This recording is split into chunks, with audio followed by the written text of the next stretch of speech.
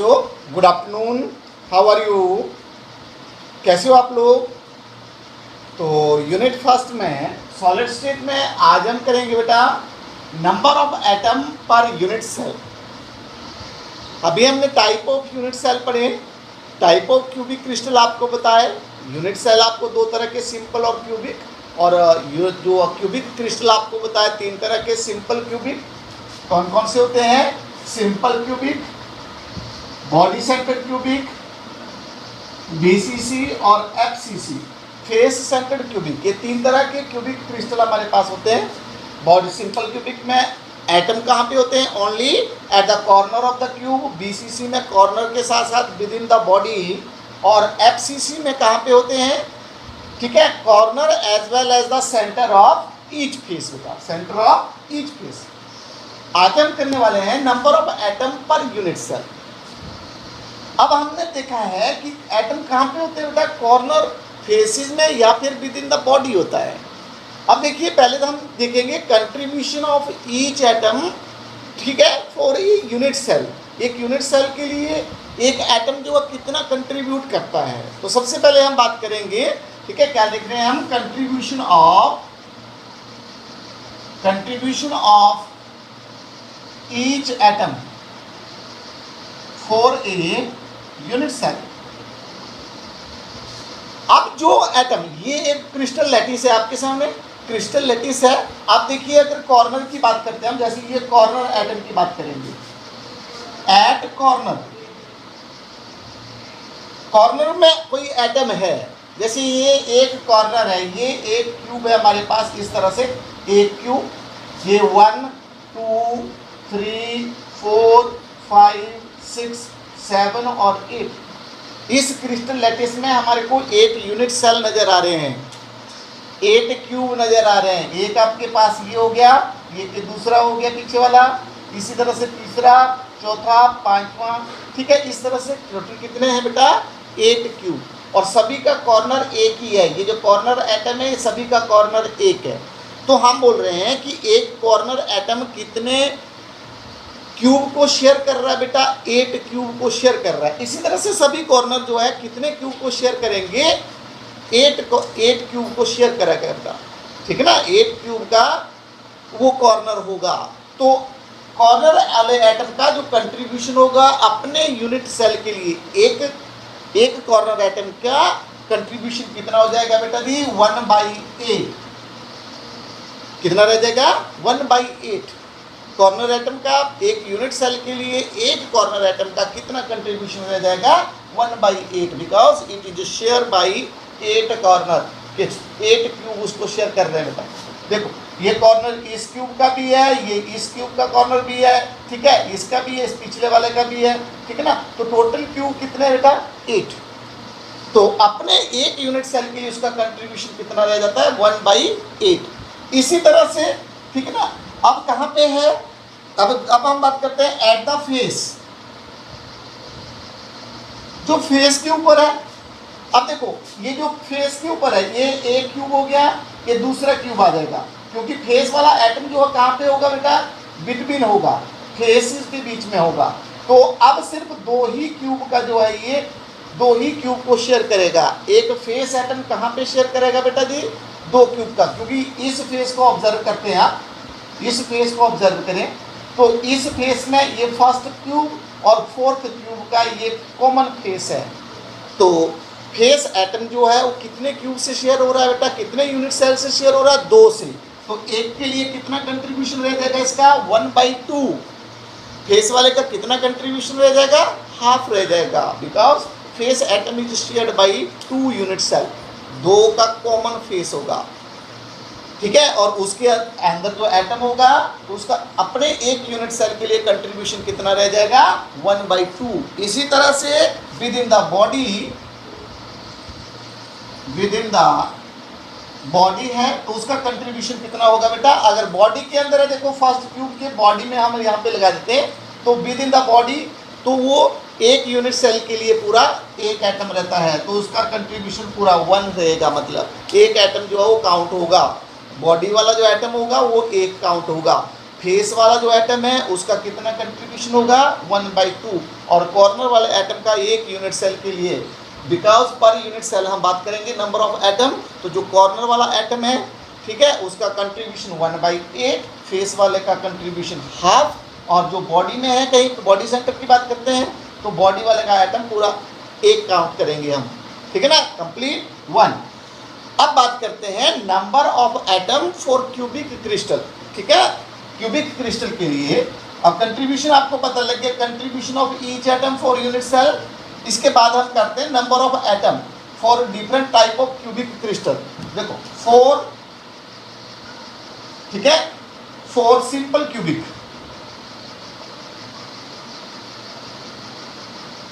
अब देखिए, अगर हम बात करते हैं सिंपल क्यूबिक में atom only present at the corner of the cube. कहां पे होते हैं? सिर्फ कॉर्नर में होते हैं।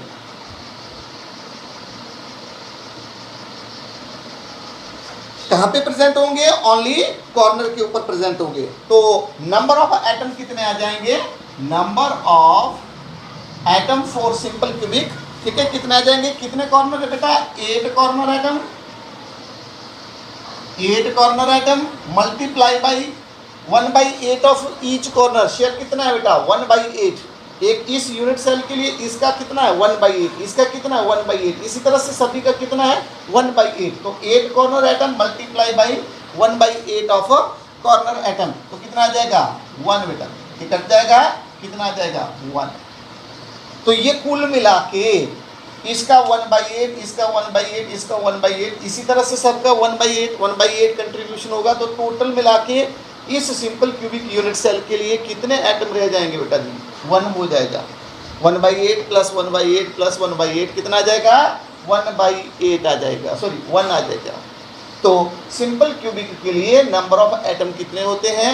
1 होते हैं, ठीक है। अब हम बात करें दूसरा, फर्स्ट सेकेंड हम बात करते हैं for body centred cubic, BCC के लिए body centred cubic unit cell, ये भी यूनिट सेल है। अब एटम कहां पे होते हैं? Corner as well as within the body. अब बॉडी में भी है, ये बॉडी सेंटर्ड क्यूबिक बन गया। अब कॉर्नर वाले का कंट्रीब्यूशन कितना बेटा? जो कॉर्नर वाले का कंट्रीब्यूशन कितना आ जाएगा? 8 corner atom multiply by 1/8, total कितना आ जाएगा? ठीक है, ये कौन से आगे? कॉर्नर एटम का कंट्रीब्यूशन कितना आ जाएगा? कितने हो जाएंगे टोटल? 1 हो जाएगा। और विद इन बॉडी कितना बेटा? टोटल 1 आएगा, ठीक है। कंट्रीब्यूशन आपको बताया कि विद इन द बॉडी वो पर्टिकुलर यूनिट सेल के लिए क्या रहता है? 1 एटम आता है। तो टोटल एटम कितने हो जाएंगे बेटा जी? टोटल हो जाएंगे हमारे पास 1 + 1 कितने हो जाएंगे? 2।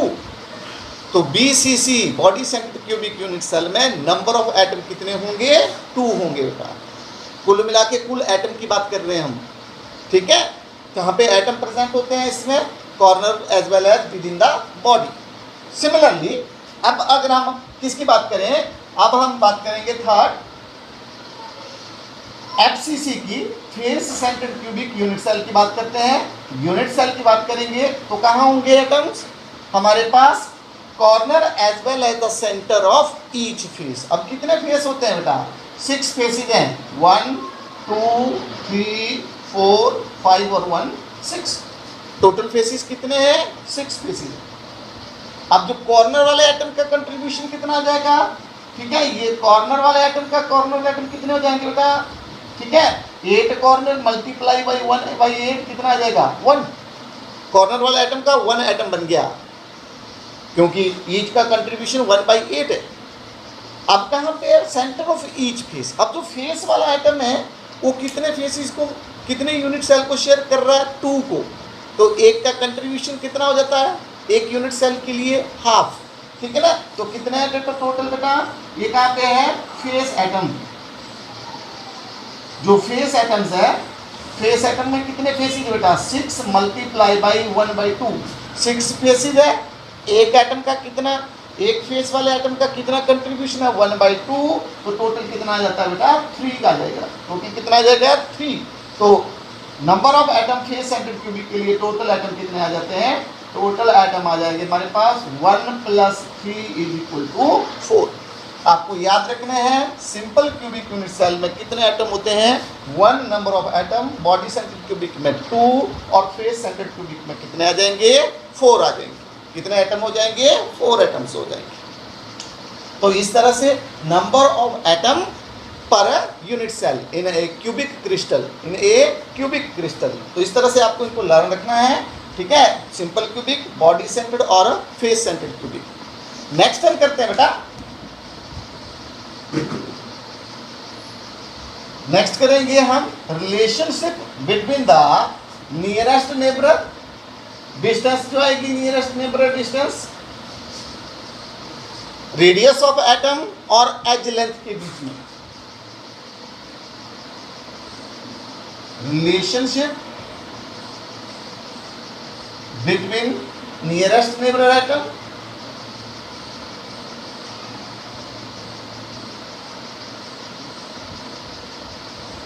Nearest neighbour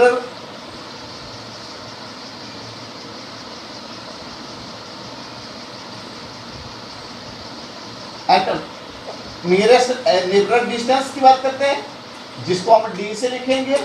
radius of atom, radius of atom जिसको हम क्या लिखेंगे बेटा, यहां पे आर, एंड एज लेंथ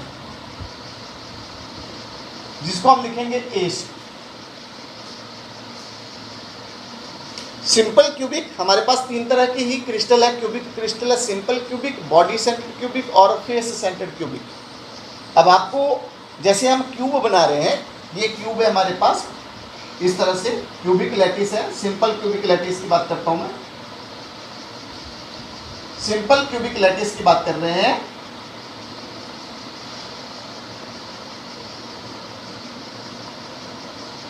ये एक एटम इधर कॉर्नर वाला, इस तरह से एटम होते हैं। अब अगर हम इस फेस को ऑब्जर्व करते हैं, एक्चुअल में ये तो मतलब फॉर द सिमेट्री, ठीक है, for the sake of arrangement हम एटम को जो है यहाँ पे इतने दूर दूर रख रहे हैं, अदरवाइज सॉलिड है, सॉलिड में ये क्लोजली पैक्ड होते हैं बेटा। अगर मैं इस फेस को, इस फ्रंट फेस को देखूंगा, ये वाला फेस, ये और ये, तो एटम किस तरह से होंगे बेटा, ये क्लोजली होंगे बेटा, इस तरह से पैक्ड होंगे। ये देखो इस तरह से, ये फ्रंट फेस जो ए बी, ठीक है, सी और डी, इस तरह से, तो ये ए बी सी और डी ऐसे क्लोजली पैक्ड होते हैं। ये फ्रंट फेस आ गया ये वाला। लेकिन हम क्या है, अरेंजमेंट बनाने के लिए हम क्या लिखेंगे, हम क्यूब बनाएंगे, यहाँ पे एटम को ऐसे शो कर सकते हो आप। लेकिन पता है सॉलिड है, तो ये एक दूसरे को क्या कर रहे हैं, टच कर रहे हैं। क्या कर रहे हैं, टच कर रहे हैं, क्लोज है एक दूसरे के। तो नियरेस्ट नेबर, तो मतलब इस एटम का ये क्लोज है, इस एटम का ये नियरेस्ट नेबर है। तो इस डिस्टेंस को हम क्या लिखेंगे बेटा जी, ये जो डिस्टेंस है इसको हम, ये एज लेंथ हो गई, इसको हम ए से रिप्रेजेंट करेंगे बेटा। ए बी को किससे लिखेंगे, जो नियरेस्ट नेबर डिस्टेंस हो जाएगी। फॉर सिंपल क्यूबिक, फर्स्ट करते हैं, 14 है हमारे पास, simple cubic, body centred cubic और फेस सेंटर्ड क्यूबिक। तो सिंपल क्यूबिक के लिए जो नियरेस्ट नेबर डिस्टेंस है वो क्या आ जाती है आपके पास, डी। इसको हम डी लिख रहे हैं, ये जो है वो डी है। और b किसके बराबर है, ए बी किसके बराबर लिख दिया हमने, d के बराबर लिख दिया। और ये क्या है, एज लेंथ है बेटा जी। इसको हम किसके इक्वल रख रहे हैं, edge length of cube, edge length of cube. ये सभी इक्वल होता है क्यूब में, ऑल साइड्स आर इक्वल। तो ये साइड, ये साइड, ये साइड, ये सब इक्वल है, किसके बराबर है, a के बराबर है। रेडियस जो होती है, radius is equal to a/2, that is equal to a/2। R कितनी आ जाएगी इसके लिए बेटा, आर जो है कितनी आ जाएगी, a/2, एज लेंथ का हाफ। तो सिंपल क्यूबिक के लिए एज लेंथ क्या होती है, a, और ठीक है रेडियस कितनी हो जाएगी, a/2। इसी तरह से अब हम बात करते हैं सिंपल क्यूबिक के बाद बात करेंगे फेस सेंटर्ड क्यूबिक की। दूसरा आ जाता है हमारे पास for face centred cubic crystal.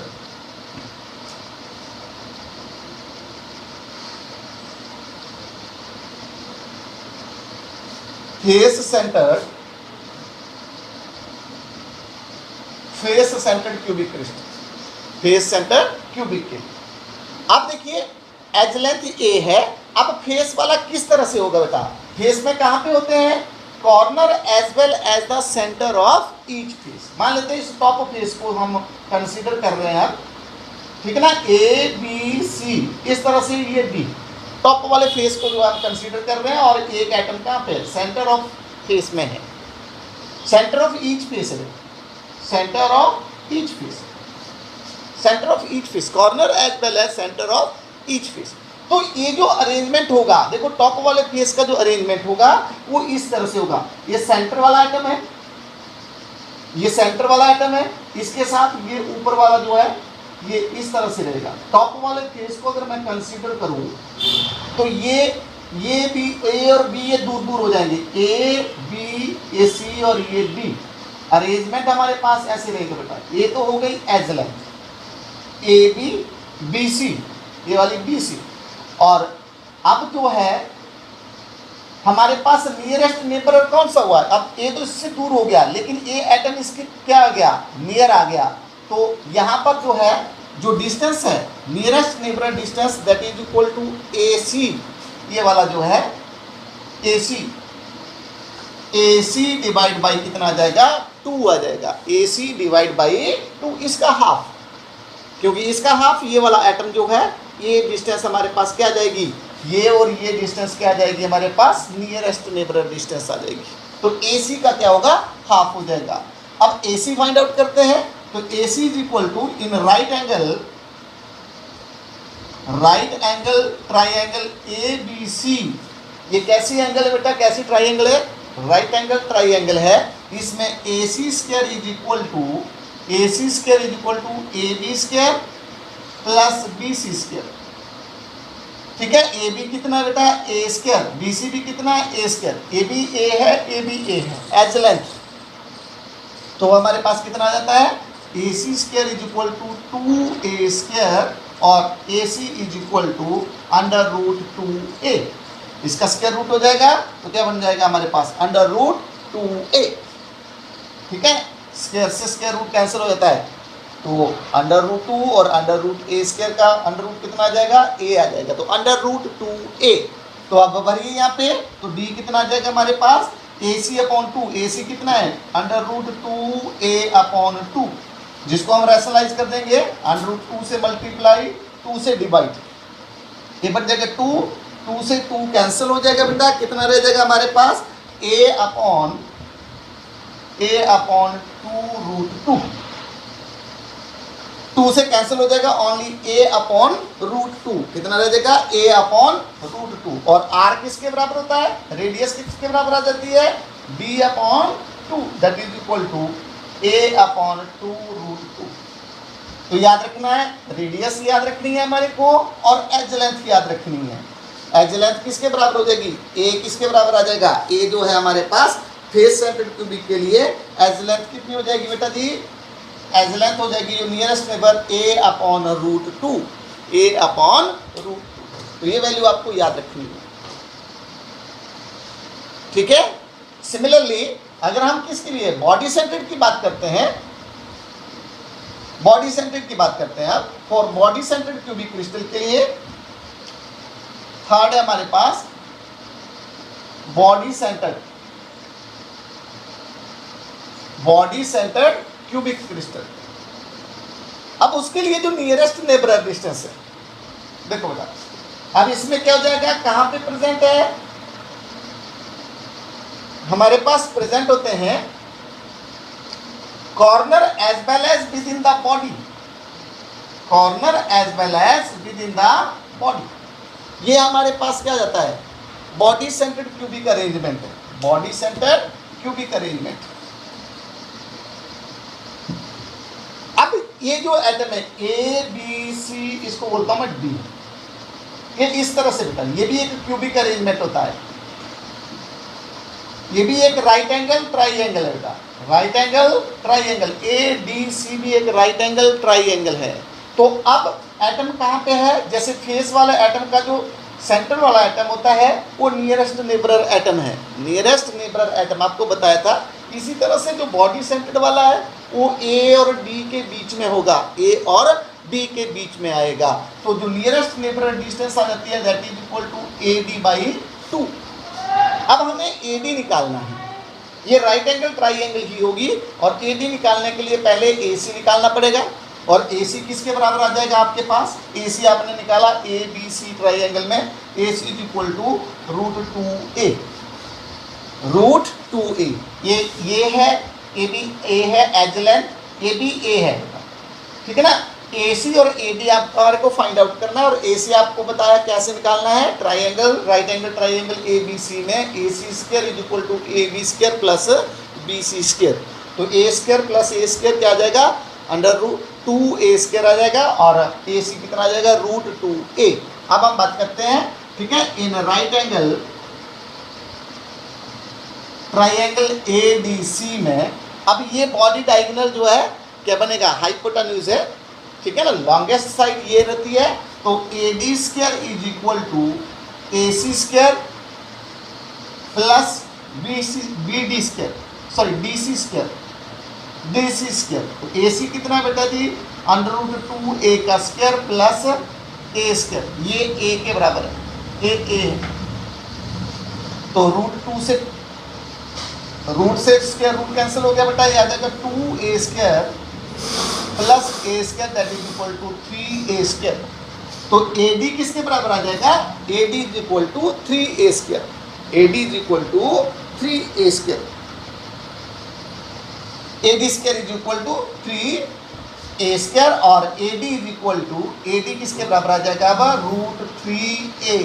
√3a। और इससे डिस्टेंस निकाल सकते हो आप, d is equal to √3a upon 2 और रेडियस आ जाएगी हमारे पास r is equal to d upon 2।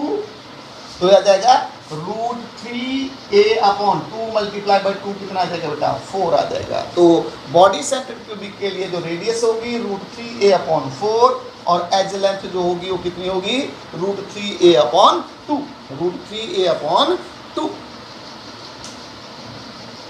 ठीक है। तो इस तरह से हमारे पास क्या आता है, नंबर ऑफ, सॉरी हाँ, ये relationship between the radius of atom और एज लेंथ, ठीक है, एज लेंथ और रेडियस ऑफ एटम।